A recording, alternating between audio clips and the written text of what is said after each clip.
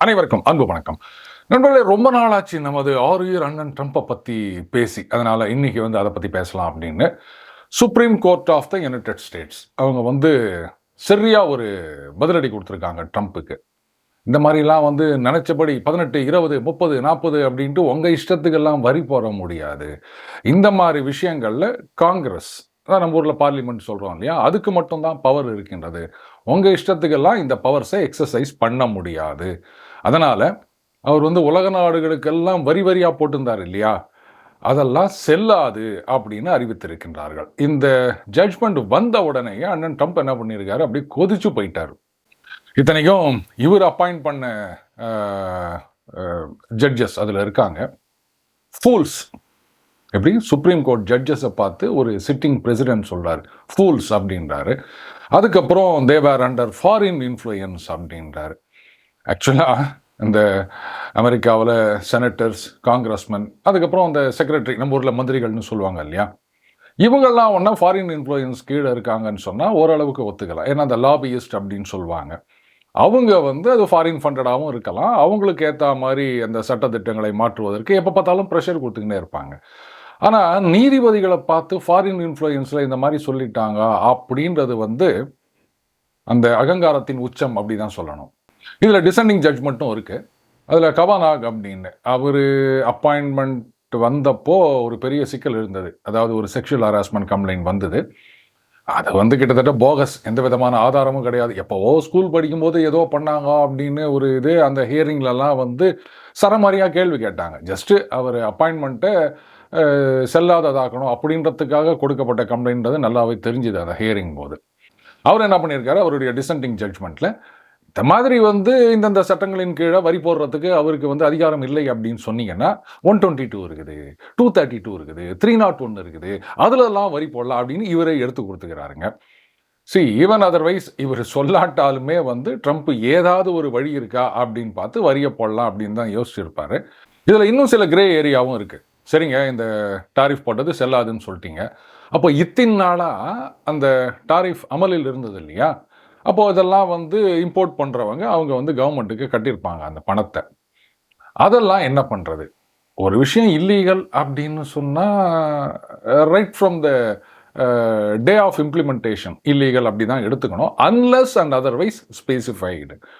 இதில் இல்லை prospective effect இனிமே செல்லாது, ஆனால் அதுக்காக பழசெல்லாம் ரீஃபண்ட் பண்ண வேணாம் அப்படின்னு சொல்லுவாங்களா? இப்போ பழசை ரீஃபண்ட் பண்ணணும் அப்படின்னா அது ரொம்ப சிக்கலுங்க. ஏன்னா இம்போர்ட்டர்ஸ் அவங்க லேட்டஸ்ட் இப்போ 100 ரூபாய்க்கு விற்கிறாங்க அப்படின்னா ஒரு 20% டாரிஃப் இல்லை 50% டாரிஃப்னா அதுக்கேற்ற மாதிரி 120, 150 அப்படின்னு விற்றுருப்பாங்க. அந்த பணத்தை அவங்க கவர்மெண்ட் கட்டியிருப்பாங்க. வேறஸ் அதை மக்கள்கிட்டேருந்து தானே வாங்கியிருப்பாங்க.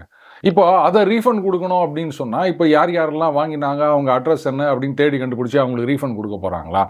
அதனால தான் போல இருக்குது அந்த ஜட்ஜ்மெண்ட்டில் இதை பற்றி எதுவுமே சொல்லலை. ஆர் அட்லீஸ்ட் இனிமே அந்த டாரிஃப் செல்லாது அப்படி தான் நம்ம எடுத்துக்கணும். இதனோட ஒரு மாகாணத்தோட கவர்னர் அவர் என்ன பண்ணிட்டார், ஒரு இன்வாய்ஸ் அனுப்பிச்சிட்டாரு. இந்த பாருங்கள், இந்த டாரிஃப் செல்லாதுன்னு சொல்லிட்டாங்க, அதனால் இத்தனை பில்லியன் எங்கள் ஸ்டேட்டில் கட்டியிருக்காங்க, அதை நீங்கள் திருப்பி கொடுக்கணும் அப்படின்னு ட்ரம்ப்புக்கு அனுப்பிச்சிட்டாரு. அவர் அதெல்லாம் அப்படி தூக்கி போட்டுருவார் அப்படின்னு வச்சுக்கோங்களேன். ரைட். இப்போது காங்கிரஸ் தரப்பில் என்ன சொல்கிறாங்கன்னா, பாருங்கள், February 20 ஜட்ஜ்மெண்ட் வரப்போகுது அப்படின்றது அந்த வெப்சைட்டில் பார்த்தா தெரியும். அதுக்குள்ளே எதுக்காக மோடி அவசரப்பட்டு இந்த மாதிரி ட்ரேட் டீலுக்கு ஒத்துக்கணும்? இது தப்பு பண்ணிட்டாங்க, இவங்க யோசிக்கவே இல்லை அப்படி இப்படின்னு சொல்லியிருக்காங்க. சரி, அங்கே ட்ரம்ப் தான் இந்த மாதிரி பைத்தியக்காரத்தனமாக பண்ணிட்டுருக்காரு அப்படின்னா அதுக்காக உலகத்தில் மற்ற நாடுகளில் மற்ற கட்சிகளில் யாரும் பைத்தியக்காரத்தனமாக நடந்துக்கக்கூடாது அப்படின்லாம் சட்டம் கிடையாது. அந்த மாதிரி தான் இருக்குது காங்கிரஸோடைய ஆர்கியூமெண்ட் அப்படின்றது. ஒவ்வொன்றா பார்க்கலாம். இப்போ பிரசிடென்ட் விதித்த டாரிஃப் செல்லாது அப்படின்னு ஜட்ஜ்மெண்ட் வந்துருச்சு. உடனே என்ன எல்லா வரிகளும் வித்ரா பண்ணிட்டாரா ட்ரம்ப்பு? டக்குன்னு அவர் அனௌன்ஸ் பண்ணுறாரு, பாருங்கள் 10% எல்லாத்து மேலேயும் போடுறேன் அப்படின்னாரு. சொல்லிட்டு சாயங்காலத்துக்குள்ளே என்ன பண்ணிட்டாரு, அந்த 10 15% ஆக்கிட்டாருங்க. அகைன் இப்போ கிளாரிட்டி இல்லை. 15% அப்படின்றது மொத்தமே 15% தானா? இப்போ நம்ம இந்தியாவுக்கு எதிராக கூட பார்த்தீங்கன்னா அந்த நீங்கள் ரஷ்யாவிலேருந்து ஆயில் வாங்குறீங்க, அதனால் இன்னொரு 25 அப்படின்னு சொல்லியிருந்தாரு. அது என்ன கணக்கு? அஃப்கோர்ஸ் அதுவும் செல்லாது இந்த ஜட்ஜ்மெண்ட் படி. இப்போது இந்த ட்ரம்ப்புக்கு முன்னாடி சில விஷயங்களில் வரிகள் விதிக்கப்பட்டிருந்திருக்கலாம். உதாரணமாக இந்த ஸ்டீல் மாதிரியான ஐட்டங்களுக்கு ரொம்ப நாளாக டாரிஃப் இருக்குது. இப்போது லேட்டஸ்டே அது ஒரு 25% அப்படின்னா 25 + 15 40 இல்லை அந்த டாரிஃபும் கிடையாது, வெறும் 15 தானா? இப்படி ஏகப்பட்ட குழப்பம் இருக்குது. இந்த நேரத்தில் அமெரிக்காவில் அங்கே அந்த கஸ்டம்ஸில் இருக்கவங்கலாம் மண்டை பிச்சின்னு உட்காந்துட்டு இருக்க போகிறாங்க. என்ன மாதிரியான டாரிஃப் அப்ளை பண்ணுறது அப்படின்னு. இம்போர்ட் பண்ணுறவங்களுக்கு இது பெரிய குழப்பம். ஆனால் காங்கிரஸ் சொல்கிற மாதிரி ஜட்ஜ்மெண்ட்டுக்காக வெயிட் பண்ணிட்டு இருந்தோம் அப்படின்னா, சரி, இந்த ட்ரேட் டீலில் பேஸாக அவர் சொன்னது 18% இந்தியாவிலிருந்து வருகின்ற இம்போர்ட்டுக்கு அப்படின்னு. இப்போ அது 15% ஆயிருக்குது அப்படின்னு வச்சுக்கலாமா? பெரிய மாற்றம் ஒன்றும் கிடையாது. 3% குறைஞ்சிருக்கு. இது நமக்கு பாசிட்டிவ் தான். ஆனால் பிப்ரவரி 20 வரைக்கும் நாம் வந்து பிடி கொடுக்காம, இல்லைங்க அதெல்லாம் அப்புறம் பார்த்துக்கலாம், ஜட்ஜ்மெண்ட் வரட்டும் அப்படின்னு சொல்லி இருந்தோம்னா, அது வந்து 301 அப்புறம் நம்ம அந்த கான்ஸ்டபிளை கூப்பிடுற மாதிரி விதவிதமாக ஏதாவது ஒரு நம்பரை கண்டுபிடிச்சி இன்னும் ஒரு 50% 60% நிச்சயமாக பண்ணியிருப்பார். அதாவது ஒரு குடிகாரன், மதுப்பிரியர், அவர் வந்து ஃபுல் போதையில் கையில் வந்து ஒரு துப்பாக்கியை வச்சு நிற்கிறாரு அப்படின்னு சொன்னால், அப்போ சுற்றி இருக்க கூட்டம் எவ்வளோ கேர்ஃபுல்லாக அணுக வேண்டும். அந்த மாதிரி தான் ட்ரம்ப் கையில் இன்னைக்கு பிரசிடென்சி கொடுக்கப்பட்டிருக்கின்றது. ஸோ அதை வந்து நமக்கு எந்த விதமான டேமேஜும் இல்லாமல் எப்படி அப்ரோச் பண்ணுறதுன்னு யோசிக்கணுமே தவிர, நாங்கள் ஜட்ஜ்மெண்ட் வருதுங்க அதுக்கப்புறம் நாங்கள் வெயிட் பண்ணுறோம். ஒரு வேளை ஜட்ஜ்மெண்ட்டில் வந்து டாரிஃப் செல்லும்னு சொல்லியிருந்தாங்கன்னு வச்சுக்கோங்களேன், ஓஹோ அப்போ நீங்கள் தான் அந்த ஃபாரின் இன்ஃப்ளூயன்ஸ் வெயிட் பண்ணியிருந்தீங்களா? அப்போ இனிமேல் 50 இல்லை உங்களுக்கு 100 அப்படின்னாருன்னா என்ன பண்ணுவீங்க?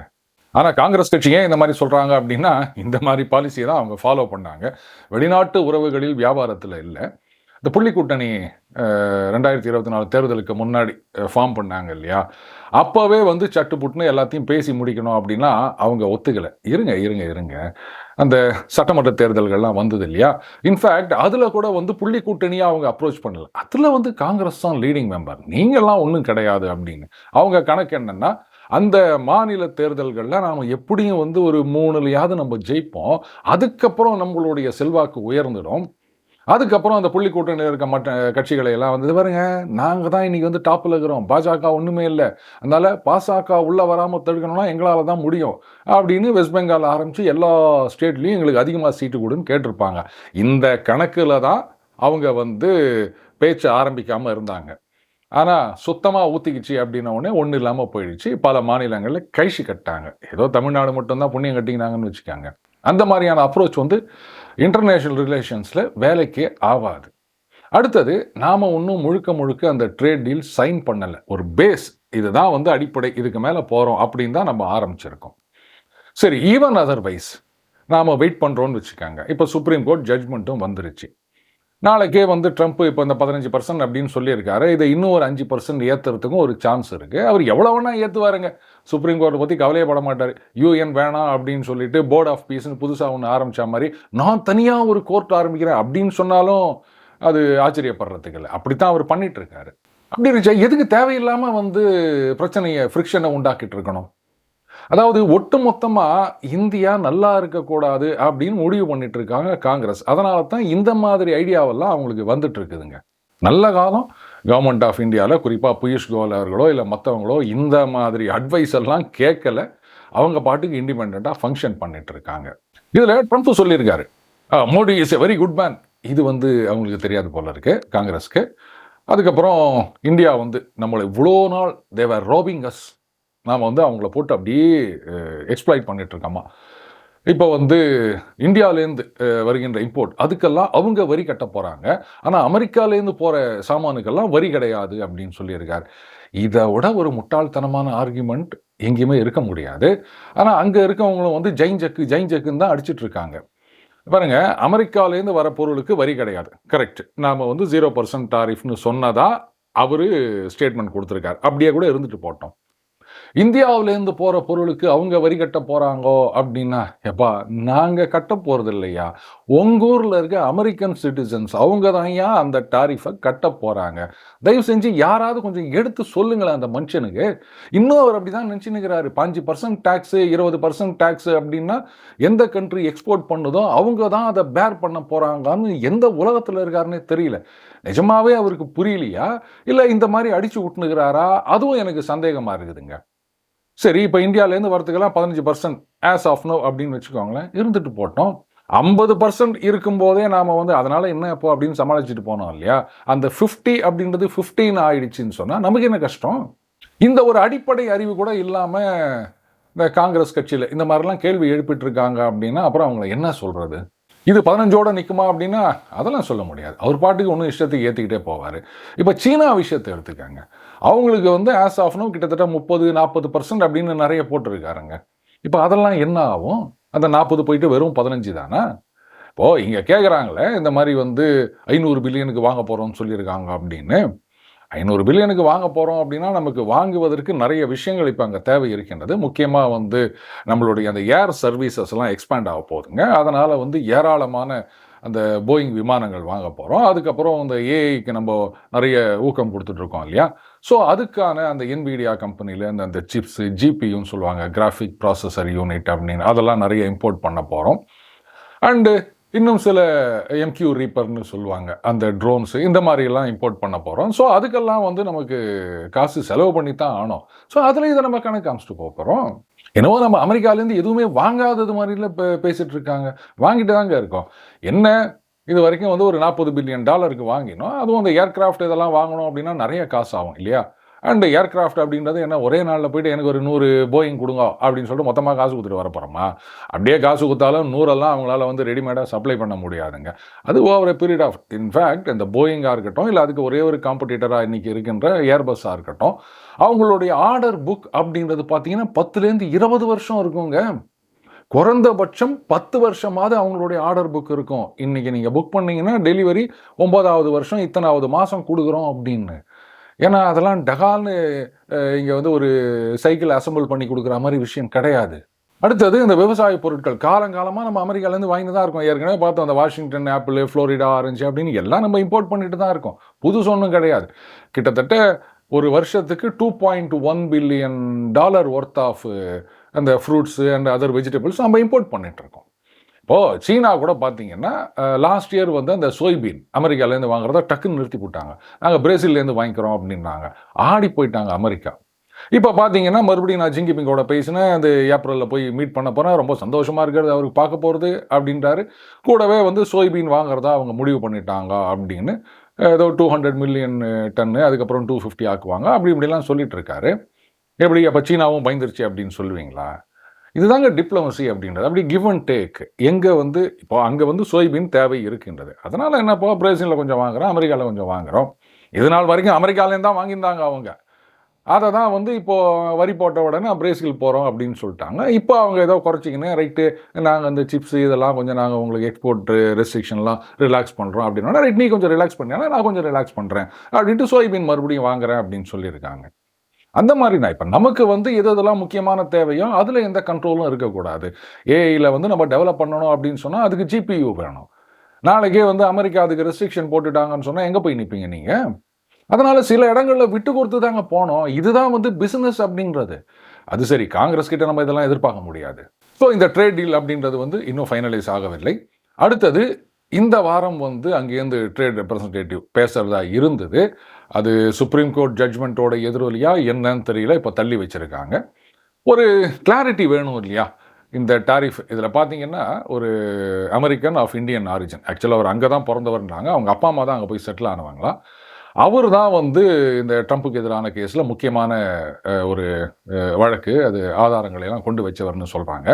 அவர் இப்போ என்ன சொல்லியிருக்காரு, இந்த 10% 15% சொல்லியிருக்காருல இதுவே செல்லாது அப்படின்றாரு. இது எப்போ கோர்ட்டுக்கு எடுத்துகிட்டு போகிறாங்க தெரியல. கோர்ட்டில் என்ன ஜட்மெண்ட் கொடுப்பாங்க அப்படின்னும் தெரியாது. ஆல் சட் அண்ட் டன் நீங்கள் என்ன தான் ஜட்மெண்ட் வந்தாலும் அதை நான் உடைக்கிறேன் பாரு அப்படின்னு சொல்லிட்டு புதுசாக இதையாவது கண்டுபிடிச்சிக்கின்னு, ஏன்னா அந்த டிசெண்டிங் ஜட்மெண்ட்டில் அந்த கவர்னர் அவரே சொல்லியிருக்காருல இந்தந்த ஷரத்துக்களின்படி நீங்கள் வதிவிரிக்கலாம் அப்படின்னு. ஸோ அதை கொண்டு வருவார். நான் இது போடுறேன்னு அதுக்கும் என்ன கவுண்டர் கொடுக்குறாங்கன்னா அது பாருங்க அது வந்து கரன்சி ரிஸ்க், இது வந்து கரன்சி ரிஸ்க்கு இதுக்கும் சம்மந்தம் கிடையாது அப்படின்னு அதெல்லாம் அவர் ஒத்துக்க மாட்டார். அவர் பாட்டுக்கு வரி போடுவாருங்க, இம்ப்ளிமெண்ட் பண்ணு அப்படின்வாரு. அதுக்கப்புறம் ஃபெடரல் அஃபிஷியல்ஸ் தான் அதை இம்ப்ளிமெண்ட் பண்ணித்தான் ஆகணும். அதுக்கப்புறம் கோர்ட்டுக்கு போகணும். அது அப்படியே கேஸு ஆர்குமெண்ட்டு அப்படிலாம் போயிட்டு ஒரு 3 மாதம் 6 மாதம் அதுக்கப்புறமா உங்களுக்கு வந்து ஜட்ஜ்மெண்ட் வருதுன்னு வச்சுக்கோங்களேன். அந்த இடைப்பட்ட காலத்தில் டாரிஃப் தானே, அதை வந்து இல்லை உங்கள் சுப்ரீம் கோர்ட் ஜட்ஜ்மெண்ட் கொடுக்கட்டும், அது வரைக்கும் நாங்கள் ஏற்றுமதி பண்ணாமல் இருப்போம் அப்படின்னு சொல்ல முடியுமா? இல்லை அமெரிக்காவில் இருக்கவங்க தான் வந்து இருங்க ஜட்ஜ்மெண்ட் வரட்டுங்க அதுக்கப்புறமா நாங்கள் வரி கட்டுறோம் அப்படின்னு சொல்ல முடியுமா? இங்கே மாதிரி இல்லை நாங்கள் கோர்ட்டுக்கு போகிறதா இருக்கோம், அதனால் இதை வந்து நாங்கள் இம்ப்ளிமெண்ட் பண்ண மாட்டோம் அப்படின்லாம் அங்கே சொல்ல முடியாது. புரியுதுங்களா? ஸோ இதுதான் சிச்சுவேஷன். ஏன் வந்து இப்போ இந்த சுப்ரீம் கோர்ட் ஜட்ஜ்மெண்ட் இதை வந்து மூடி பயந்து விட்டது அப்படின்னு சொல்லிட்டு தெரியுறாங்க அப்படின்னா, இந்தியா இப்போ ஒரு ஸ்ட்ராங்கான பொசிஷனில் இருக்குது. நாம் எடுத்த நடவடிக்கைகள் அப்படின்றது கரெக்டான டைரெக்ஷனில் இருக்குது. என்ன செய்யணுமோ அதை மட்டும் செஞ்சுருக்கோம். அடுத்தது இந்த உதார் அப்படின்றதெல்லாம் வந்து நம்ம குறைச்சிட்டோம். அது தேவையே இல்லை. டிப்ளமசிக்கும் உதாருக்கும் சம்பந்தமே கிடையாது. ட்ரம்ப் உதார் விடுறாரு அப்படின்னா அவர் விட்டுட்டு தான் இருப்பார். அதுக்கேற்ற மாதிரி அவர் வாங்கி கட்டிக்கிறார். இப்போ இந்த கிரீன்லாந்து விஷயம் என்ன ஆச்சு? யாராவது பேசுகிறாங்களா? உக்ரைன் என்ன ஆச்சு? அதை சொல்லுங்கள். அந்த உதார் அப்படின்னும் போது இந்த த்ருஷ்பா பைப்லைன் இருக்கு. அது வந்து அந்த ஃப்ரெண்ட்ஷிப் அப்படின்னு சொல்லுவாங்க அது ரஷ்யனில். அது வந்து ரஷ்யாவிலிருந்து உக்ரைன் வழியாக ஹங்கேரி, ஸ்லோவோக்கியா இந்த 2 நாடுகளுக்கு போயிட்டு இருந்ததுங்க. கேஸ் வச்சுக்கோங்க. இதை வந்து என்ன பண்ணிட்டாரு, உக்ரைன் வந்து நிறுத்திட்டார். இப்போ ஹங்கேரி, ஸ்லோவாக்கியா என்ன சொல்றாங்க, என்ன நினச்சிட்டு இருக்கீங்க, நாங்கள் வந்து லேண்ட் லாக்டு கண்ட்ரிஸ், சொல்லப்போனால் 27லேருந்து ரஷ்யா கிட்டேருந்து ஆயிலோ கேஸோ ஒட்டுக்கா வாங்கக்கூடாது அப்படின்னு யூரோப்பியன் யூனியனில் டிசைட் பண்ணியிருக்காங்க. ஆனாலும் ஹங்கேரி, ஸ்லோவோக்கியா இந்த மாதிரி நாடுகளுக்கு விலக்களித்திருக்கின்றார்கள். ஏன்னா அவங்களால வந்து இம்போர்ட் பண்ண முடியாது மற்ற நாடுகள்லேருந்து சுலபமாக அப்படின்றதுனால. அப்படி இருக்குச்சு, நீங்கள் பாட்டுக்கு உட்காந்து இதெல்லாம் தடை பண்ணீங்கன்னா என்ன அர்த்தம்? பண்ணாதீங்க அப்படின்னு எவ்வளோ சொன்னாருங்க ஹங்கேரியிலேருந்து விக்டர் ஓர்பான். ஆனால் ஜெலன்ஸ்கி கேட்கல. நல்லா யோசிச்சு பாருங்க. இன்னைக்கு வந்து ரஷ்யா உக்ரைனில் இருக்க ஏராளமான பவர் ஸ்டேஷன்ஸு, டிஸ்ட்ரிபியூஷன் சென்டர்ஸு எல்லாத்தையும் அடித்து நாசம் பண்ணிட்டாரு. உக்ரைனில் வந்து ஒரு நாளைக்கு 2 மணி நேரம் கரண்ட் வருதே பெரிய விஷயமா இருக்குது. பீக் வின்டருங்க அது. நம்ம ஊர் வின்டர் மாதிரிலாம் கிடையாது, மைனஸில் இருக்கும். இந்த நேரத்தில் இவங்க ஹங்கேரி அதுக்கப்புறம் ஸ்லோவாக்கியாவுக்கு போகிறத தடை பண்ணிட்டாங்க அப்படின்னும் போது ஹங்கேரி என்ன சொல்லிட்டாங்க, எங்கள் ஊர்லேருந்து உங்களுக்கு டீசல் வருது, போடுற அப்படியே ஒரு கேட்டு, டீசலும் கிடையாது ஒன்றும் கிடையாது அப்படின்ட்டாரு. அதுக்கப்புறம் ஸ்லோவாக்கியாவிலேருந்து எலக்ட்ரிசிட்டி உக்ரைனுக்கு அனுப்பிச்சிட்டு இருக்காங்க. கிட்டத்தட்ட 60% வந்து அங்கேருந்து வருது அப்படின்னு சொல்கிறாங்க இந்த காலகட்டத்தில். ஸ்லோவாக்கியா சொல்லிட்டாங்க நத்திங் டூயிங், நிறுத்து அப்படின்ட்டாங்க. ஏற்கனவே அங்கே இருக்கிற பவர் சென்டர்ஸ்லாம் அடித்து நாசம் பண்ணிட்டாங்க ரஷ்யாவில். இப்போ ஏதோ அங்கேருந்து பவர் வருது, அதை வச்சாவது 2 மணி நேரம் 3 மணி நேரம் ஓட்டினுக்கிறாங்கன்னு சொன்னால், இப்போ எல்லாத்துக்கும் வந்து தடா போடுற மாதிரி இவர் பாட்டுக்கு ஒரு காரியத்தை பண்ணி வச்சிருக்காரு. மக்கள் நலன் மீது அக்கறை இருந்ததுன்னு சொன்னால் இந்த மாதிரி ஒரு காரியத்தை யாராவது பண்ணுவாங்களா? பாருங்க, நீங்கள் இன்னைக்கு சொல்கிறீங்க ரஷ்யா எங்களோட சண்டை போட்டுன்னுக்கிறாங்க, அதனால் நாங்கள் வந்து அந்த இதெல்லாம் தடை பண்ணுறோம் அப்படின்னு சொன்னால், சண்டை 22 பிப்ரவரி 24 அன்னைக்கு ஆரம்பிச்சுதுங்க.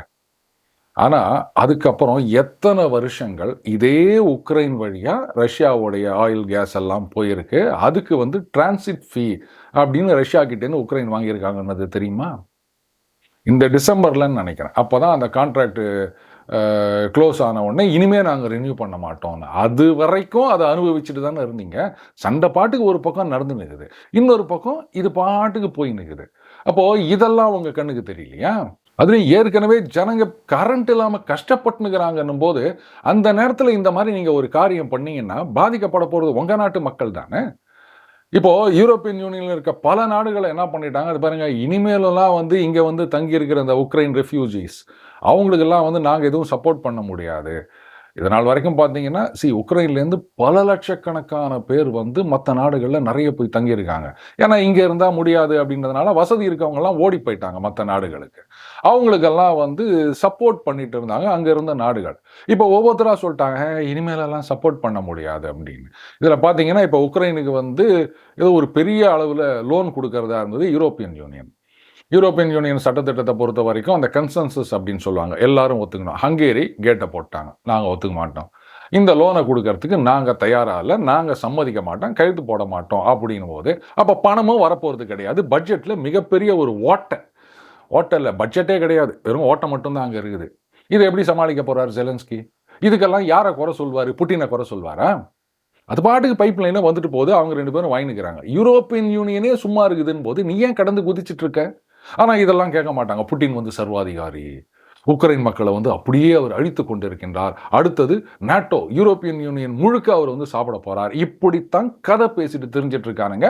எப்படி இங்க காங்கிரஸ் கட்சி ஒரு மாதிரி பொய் பிரச்சாரம் பண்ணிட்டு இருக்கோ அதே மாதிரி தான் யூரோப்லையும் அமெரிக்காலையும் நடந்து கொண்டிருக்கின்றது. இதில் வேற பேச்சுவார்த்தை நடக்குது, நாங்கள் அதோ போகிறேன், நாங்கள் அதோ வரேன், நாங்கள் அங்கே மீட் பண்ணுறாங்க, இங்கே மீட் பண்ணுறாங்க. இவரும் வந்து சரி போன வருஷம் தான் முடியல, இந்த வருஷம் வந்து டக்கு புக்குன்னு கையெழுத்து போட வச்சிடணும். அது ஜனவரி 24 என்னவோ ஒரு கட் ஆஃப் டேட்டுன்னு நினைக்கிறேன் அந்த அமைதிக்கான நோபலுக்கு. அதுக்குள்ளே ஏதாவது பண்ணணும் அப்படின்னாரு. இப்போ அதை பற்றி யாருமே கவலைப்படுறதா தெரியல. கிரீன்லாண்டுன்னு திடீர்னு வந்தாங்க. அதுக்கப்புறம் ஒண்ணுமே காணாம போயிடுச்சு. இப்போ உக்ரைனை பத்தி யாருமே கவலைப்படுறது இல்ல. எல்லாம் ஈரான் ஈரான் இதையே பார்த்து நிற்கிறாங்க. இப்படி இருந்ததுன்னா, அப்போ நீங்க புட்டினை எப்படி குறை சொல்ல முடியும்? நான் அன்னைக்கே சொன்னேன். ஒழுங்கா கழுத்து போட்டு அமைதிக்கு ஒத்துக்குனா, ஏதோ இருக்கிறதோட போகும். நீங்க எவ்வளவுக்கு எவ்வளோ இழுக்கிறீங்களோ, இழுத்தடிச்சுட்டு போறீங்களோ இந்த அமைதி ஒப்பந்தத்த, அவ்வளவுக்கு அவ்வளோ பகுதிகள ரஷ்யா அப்படியே ஆக்குபை பண்ணிட்டு இருக்க போறாங்க. Over a period of time உக்ரைன்ல பாதிக்கு மேல காணாம போயிட போகுது. அதுக்கு மேல நீங்க கழுத்து போட்டா என்ன, போடாட்டி என்ன? உக்ரைனை முழுசா முழுங்கிட மாட்டாங்க ரஷ்யா. ஏன்னா கொஞ்சமாவது உக்ரைன்னு ஒண்ணு இருந்தா தான் அதை வச்சு அவங்க பார்கெயின் பண்ண முடியும். மொத்த உக்ரைன் எடுத்துக்கினாங்கன்னா அது நல்லா இருக்காது. ஸோ அவங்களும் முடிஞ்ச வரைக்கும் சண்டை போட்டுக்கினே இருக்காங்க. நீங்களும் எவ்வளோ நினச்சிங்க பாருங்க அது ரஷ்யா த வார் ஆஃப் ஆர்டிஷன்னு சொல்லுவாங்க. ஒரு காலகட்டத்தில் ஒன்றுமே இல்லாமல் எக்கானமி அடி வாங்கிட்டு போயிடும். அப்படி ஒன்றும் தெரியலையே. நீங்கள் தானே அடி வாங்கி உக்காந்துருக்கிறீங்க. இப்படி உலகம் முழுக்க ஜோக்கர்ஸா இருந்தா இது எங்க கொண்டு போய் முடியும் தெரியல. இதுல அந்த 15% டாரிஃப் அப்படின்ன உடனே யூரோப்பியன் யூனியன்ல அப்படியே கொஞ்சம் கொதித்து எழுந்திருக்கின்றார்கள். இப்படிலாம் பண்ணா பிசினஸ்லாம் வேலைக்கு ஆகாதுங்க. நாங்க அந்த ட்ரேட் டீலை ரீகன்சிடர் பண்ண போறோம். நாங்களும் புதுசா டாரிஃப் போடலாமா என்னன்னு யோசிச்சுட்டு இருக்கோம் அப்படின்னு அவங்களுக்குள்ள சில ஷரத்துகள் இருக்கு யூரோப்பியன் யூனியனோட சட்டத்திட்டங்கள்ல. அதை இன்வோக் பண்ணலாமா அப்படின்னு யோசிச்சுட்டு இருக்காங்க. ஒட்டு மொத்தத்துல உலகம் முழுக்க எல்லாமே காங்கிரஸ் கட்சி மாதிரி தான் நடத்திட்டு இருக்காங்க. இது எங்க போய் முடியும்னு தெரியலங்க. மீண்டும் அடுத்த பதில் சந்திப்போம். வணக்கம்.